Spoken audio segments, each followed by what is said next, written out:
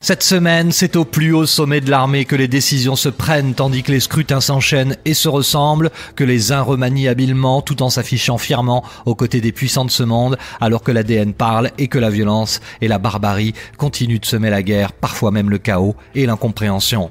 L'annonce du chef d'état-major de l'armée algérienne mardi était-elle un coup de bluff? La question est sérieuse. Après avoir réclamé publiquement le départ du président algérien Abdelaziz Bouteflika au prétexte de son état de santé, le Conseil constitutionnel n'a pas statué sur la question, contrairement aux premières informations en provenance d'Alger. Conséquence, rien ne bouge et des milliers de personnes réclament toujours le départ du régime du FLN. Au Mali, la crise est profonde et les principaux gradés de l'armée ont été limogés cette semaine après le massacre de plus d'une centaine de personnes dans un village Peul, dans le centre du pays, sur fond de guerre intercommunautaire. C'est dans ce contexte international que la date butoir du Brexit est arrivée à échéance. Vendredi 29 juin, repoussé au 12 avril, les députés britanniques ont pris les choses en main en enchaînant plusieurs votes sur une sortie de l'Union européenne, avec ou sans accord. À chaque fois, la Chambre des communes a dit non.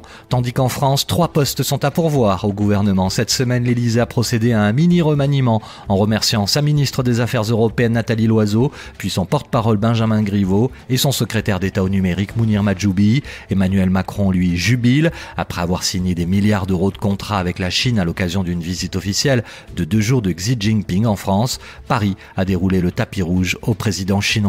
Enfin, pendant que l'équipe de France, elle remportait facilement ses 2 premiers matchs de qualification pour l'Euro 2020, l'ADN a parlé dans l'affaire de la disparition de Sophie Le Tan, près de Strasbourg, le 7 septembre dernier. Des traces de sang de l'étudiante ont été découvertes sur le manche d'une scie dans la cave de Jean-Marc Reiser, le principal suspect, mis en examen et placé en détention provisoire. Lui nie les faits, tandis que le corps de la victime n'a toujours pas été retrouvé.